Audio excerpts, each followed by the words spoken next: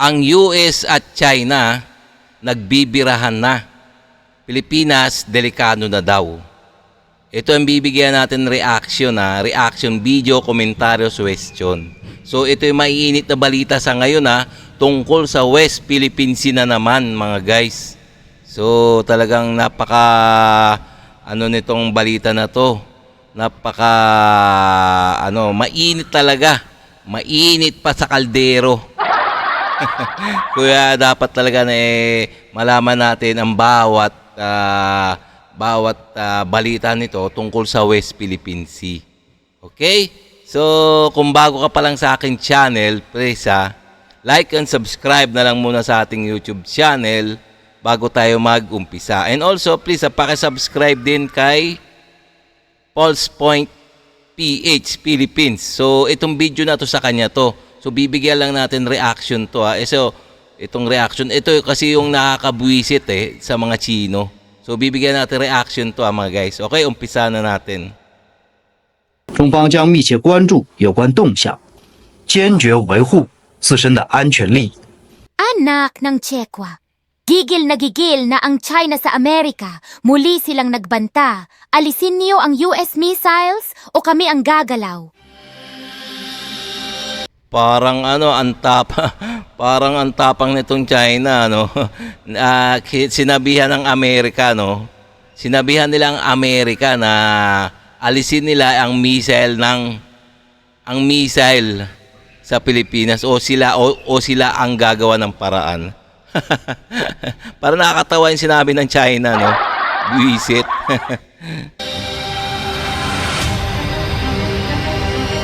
May Typhoon missile system na nakatutok na sa kanilang territories. At para mas masaya, dinagdagan pa ng HIMARS. Yun, sabi ko na ba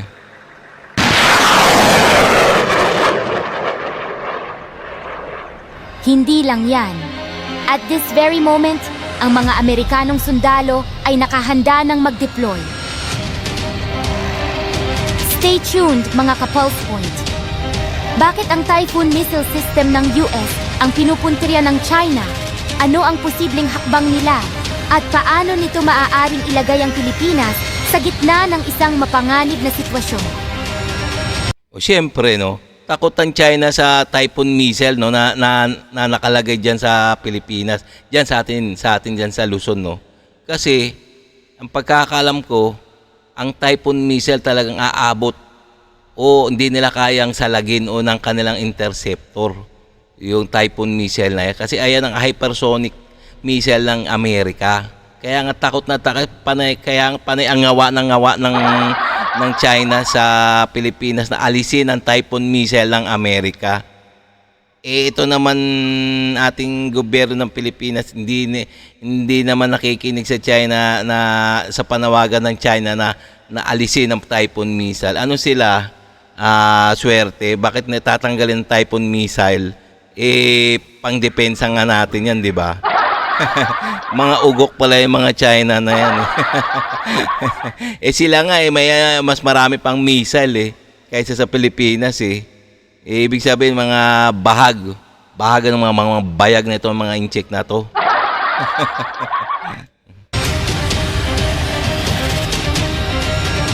Mag-focus kayo. Tatlong bansa, isang mapanganib na laro sa geopolitics. China, Pilipinas, at United States. Ang mga missiles ng US dito sa Pinas ay parang pila sa MRT. Ang mga sundalo ay naka-standby. At ang buong mundo ay naghahantay kung ano ang mangyayari next. Bakit ba gustong-gusto ng China na i-remove agad ang missile system? Wala ba silang pangtapat dito? Wala talaga kasi ang alam ko mga missile ng China mga made in China. Kumbaga lumilipad lang pero hindi yata sumasabog, parang ganun ba? Visit. Plano pa man din ng Department of Defense na bumili ng mga ito. Oh, tingnan mo. Bibili pa talaga ng mas maraming mga missile sa Amerika. Sigurado bahag na buntot ng China nito. Nitong Nobyembre, Inamin ni Defense Secretary Gilberto Teodoro Jr. na seryosong pinag-iisipan ng Pilipinas ang pagbili ng Typhoon mid-range missile system mula sa US. How about the acquisition of Typhoons? How did we reach that decision? The Typhoon missile, sir. How did we reach that decision? Finality na ba No, yun? it's not a finality because there must be consent to sell. No? However, we are planning to have such kinds of capabilities. I'm not saying the Typhoon. I'm saying such kinds of capabilities.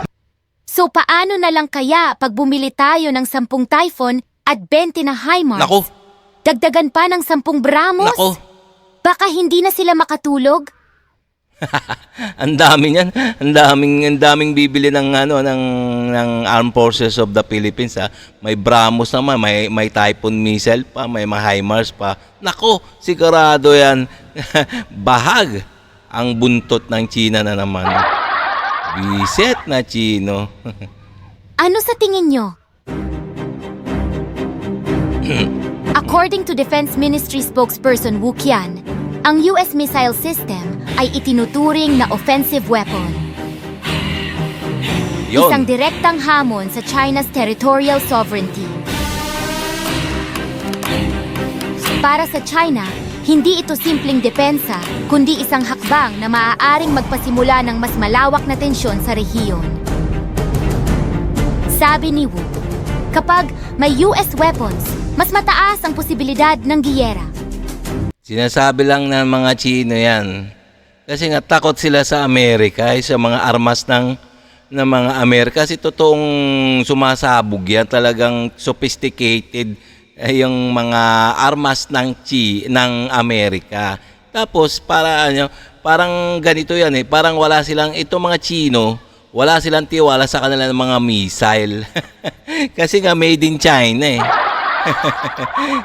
kaya nga galit na para ang ngawa ng China na alisin ang mga missile, mga matitinding missile ng Amerika sa Pilipinas. Kaya ganun kaya panay nga ang ngawa nitong mga buwisit na Chino na to. Ang Asia Pacific ay para sa kapayapaan, hindi para sa geopolitical rivalry. O, tingnan mo ang sabi ng China, para sa kapayapaan, hindi sa rivalry. Sila nga nangunguna sa no? Di nyo ba nakikita, di ba? Sila nga nangunguna pag panggugulo dyan sa West Philippine Sea. Mga ugok pala yan eh. Dagdag pa niya, ang kasunduan ng Pilipinas at US, gaya ng Mutual Defense Treaty, ay produkto ng Cold War at hindi dapat gamitin bilang basehan ng panghihimasok sa mga usapin ng South China Sea. Wow naman! Ibalik natin ang statement sa kanila. Ang mga ballistic missiles ng China ay isang malaking banta sa kapayapaan ng rehiyon. Pero dito, na nagiging mas nakakatakot ang pahayag ng China. Sabi ni Wu, kung hindi aalisin ang Typhoon missile system, gagawa ang China ng resolute countermeasures. puro naman pagbababantay itong China eh. Noon pa yan eh, dapat ginawa na nila eh. Yung sa Taiwan nga, ilang dekada na eh. Na sabi, sasakupin nila o bibirahin nila eh. Pero hanggang ngayon wala pa po. Kaya nga puro mga ngaw-ngaw lang naman to mga Chino na to. Ano kaya ang ibig sabihin nito? Tingin nyo ba susugod na sila? Uunahan na ba nila tayo na parang yung ginawa ng Russia sa Ukraine? Higit pa rito, ibinato rin ng China ang sisi sa Pilipinas. Sinasabing ang paglabag ng Pilipinas sa Declaration on the Conduct of Parties in the South China Sea ang ugat ng mga tensyon. Puro naman ganyan sinasabi ng Chino na laging nagumpisa ng gulo dyan ang Pilipinas. Sino ba nang gugulo? Sila nga ay nagwa-water cannon, nagbabangga-bangga sa mga barko ng Pilipinas. Hindi lang sa Pilipinas, pati sa mga mga katabing bansa nila, mga Indonesia, Malaysia, naharas din nila. So ibig sabihin, sila ang nagpapatas ng tension, di ba? Mga loko-loko pala yan eh. Pero ang tanong, sino nga ba talaga ang lumalabag at sino ang nagtatanggol ng soberanya? Yes! Siyempre, ang Chino ang lumalabag sa batas. Pero si Jennifer Parker, national security expert, ay nagsabi na ang mga ito ay hindi lang military deployment. Ito ay strategic signal of deterrence. Yun! And I'm doing the same thing with China. We're going to tariff the hell out of them. Oh, antindi. Antindi na sinabi ni Trump, no? Yung presidente ng Amerika. Gagawin niyang hell ang China. Matindi, no? Gagawin niyang hell. Kaya lagot ang Chino, no? Diyan pa lang sa mga salita ni Donald Trump, matakot na sila. We've been waiting for 4 years for this. 4 years. At ito na ang shocking revelation, mga ka-Pulse Point. Si retired Rear Admiral Yasuhiro Kawakami ay naghayag. Kahit pa magpalit ng presidente ang United States, tuloy pa rin ang missile deployment. Boom! Mukhang forever nang iiyak ang China. Talaga. Iyak ang China. Pero kung mag-escalate ang tension, sino sa tingin nyo ang unang tutumba? Siyempre, China. Tapat na ba ang mga missiles na ito? Habang umiinit ang tensyon sa Taiwan Strait at South China Sea, nananatili ang Pilipinas sa gitna ng labanang ito. Ano ang mas mabigat na kapalit? Ang ating seguridad o ang panganib na dala ng tensyon ng mga superpowers? Iyon. Laging tandaan, ang West Philippine Sea ay hindi lang sea, kundi isang Pearl of the Orient Seas. Yes. Stay tuned, dahil ang isyong ito ay mukhang malayo pa ang happy ending. At ang susunod na mga pangyayari ay maaaring mag-change forever ng ating mundo. Iyon. Although, naniniwala pa rin ako na walang forever. Charot lang.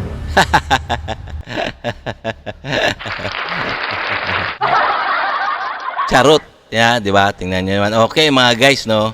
So, nakita naman natin na ang China, no? Na nagngangawa dahil sa mga missile na nandito na sa ating bansa, no? Malalakas na missile ng Pilipinas. Ayan, ngawa ng ngawa tuloy. Okay mga guys, so hanggang dito na lang tayo mga guys, no? Kung nagustuhan nyo yung mga ganito mga video, please like and subscribe na lang muna sa ating YouTube channel bago tayo magsara. Okay?